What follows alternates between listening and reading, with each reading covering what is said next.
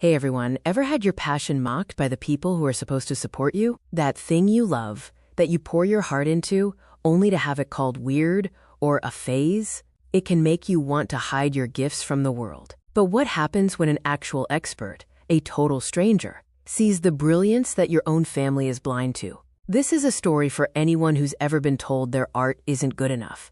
It's about a quiet cook, a loud family, and a Michelin-starred moment of truth that will leave you cheering. If you've ever had a dream that people laughed at, this one's for you. So get ready for some serious kitchen drama and the sweetest taste of vindication.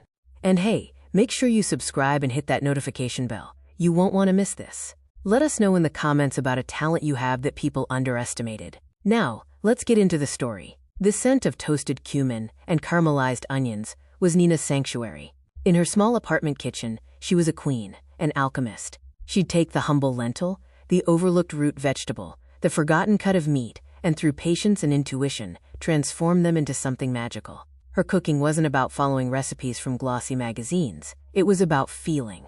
A dash of smoked paprika for warmth, a splash of tamarind for a sour punch, a handful of fresh herbs for brightness. It was a symphony of flavors her family consistently called noise.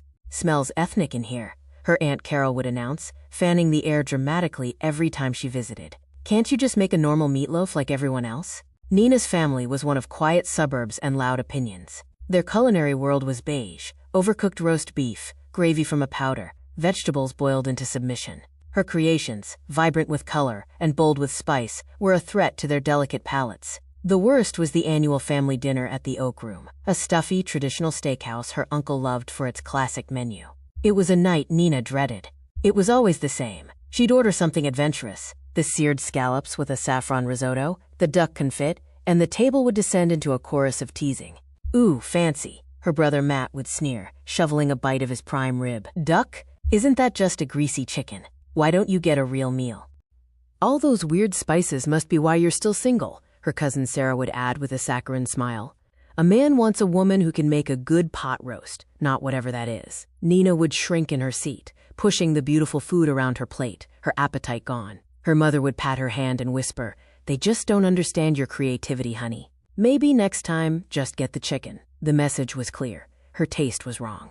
Her passion was a joke. Her identity, expressed through food, was an inconvenience. This year was different. This year, she had begged her family to try a new place. Amara, a buzzy, farm-to-table spot known for its innovative, globally inspired small plates. She'd read about it for months, salivating over descriptions of harissa-roasted carrots and miso-glazed black cod. After a great deal of complaining, her uncle had reluctantly agreed.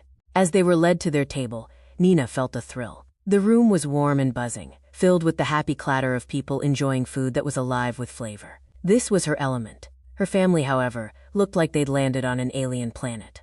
"What kind of a menu is this?" her uncle grumbled, squinting at the slate board. "Small plates? You mean we don't even get a proper meal? It's just snacks? Ooh, bone marrow toast?" Matt rayed, making a gagging sound. "That's disgusting. Can't we just go to a normal restaurant?" Nina's heart sank. It was happening again.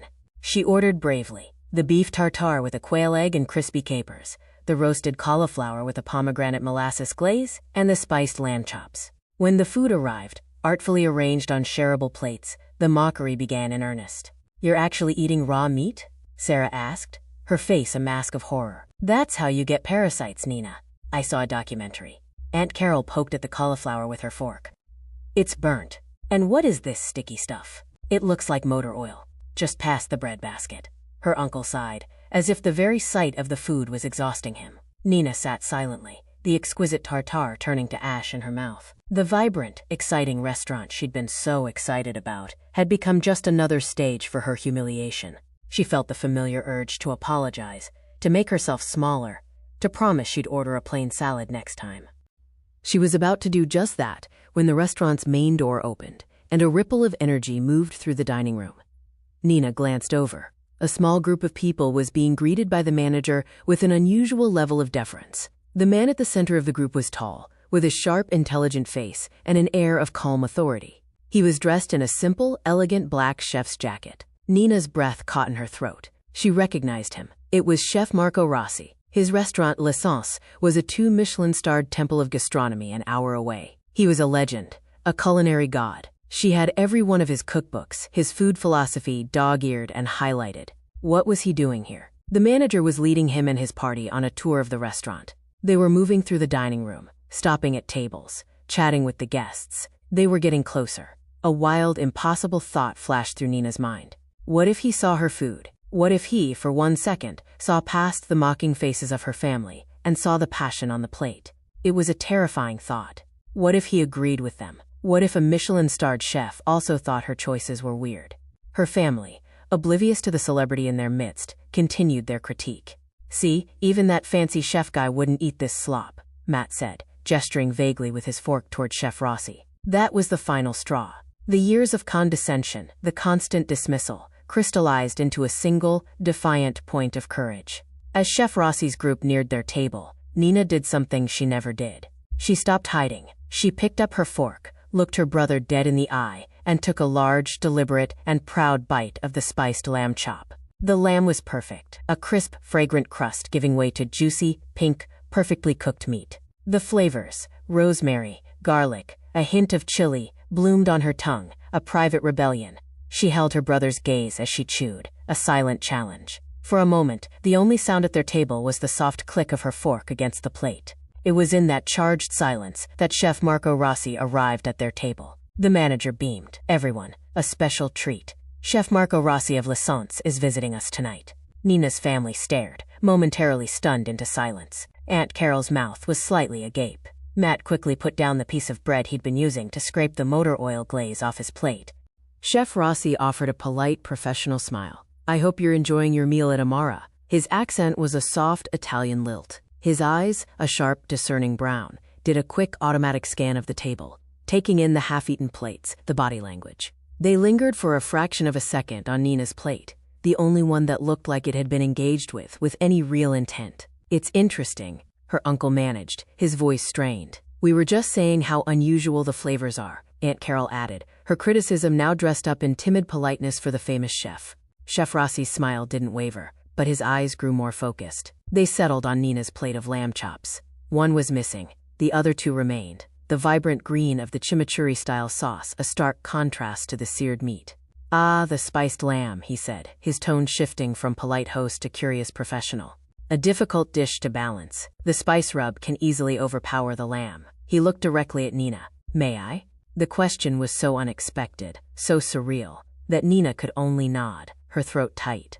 In a move that made the entire family freeze, Chef Marco Rossi picked up a clean fork from the empty setting next to Nina. He carefully cut a small piece of the lamb, making sure to get a bit of the crust, the meat, and the vibrant green sauce. He brought it to his mouth. The world seemed to stop. Nina's heart was a frantic drum against her ribs. This was it, the final, ultimate judgment, the expert's verdict that would either shatter her completely or... Chef Rossi closed his eyes. He chewed slowly, thoughtfully. The noisy restaurant faded into a distant hum. He swallowed, and his eyes opened. They were alight with something, not politeness, but genuine, unadulterated excitement. He looked at Nina, his professional demeanor falling away to reveal pure admiration.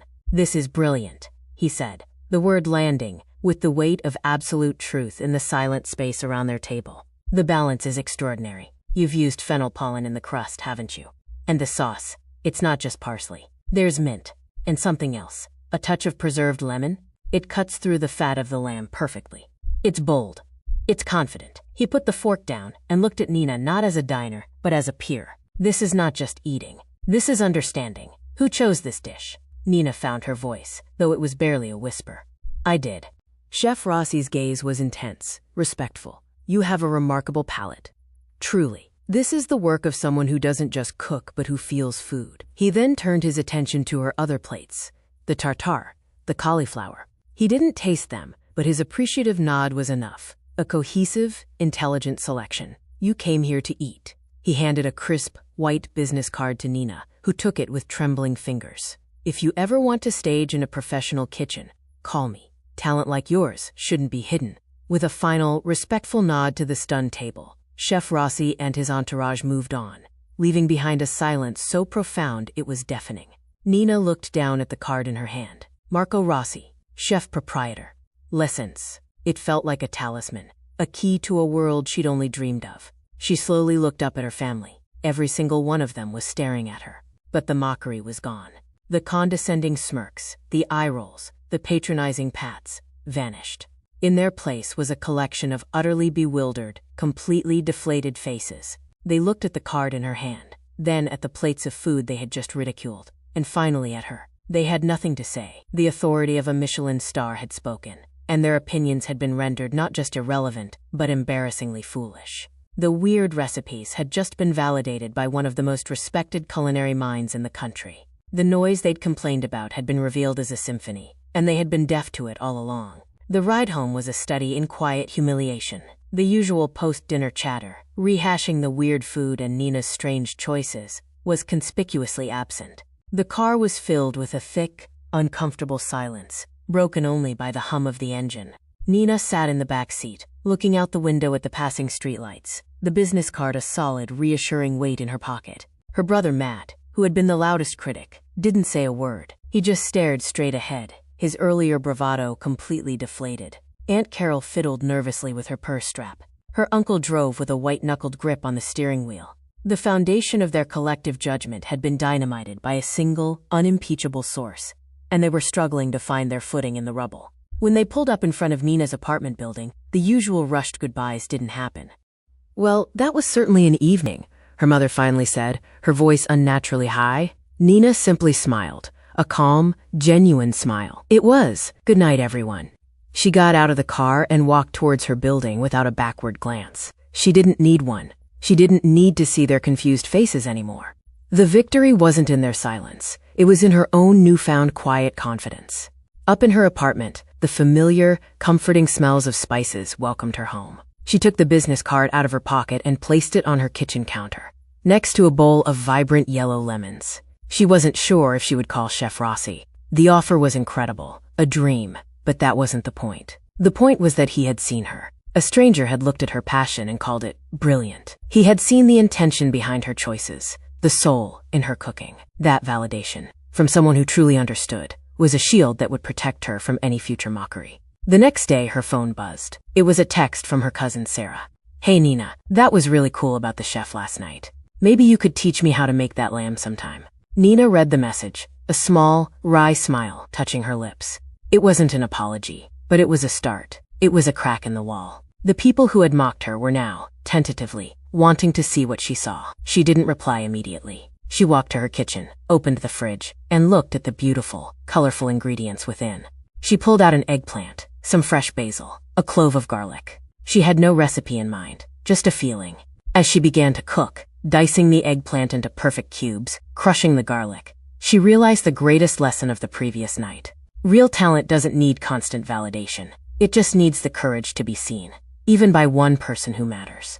And sometimes, the most important person who needs to see it is yourself. She had spent years letting her family's noise drown out her own inner voice. Now, that voice was clear and strong.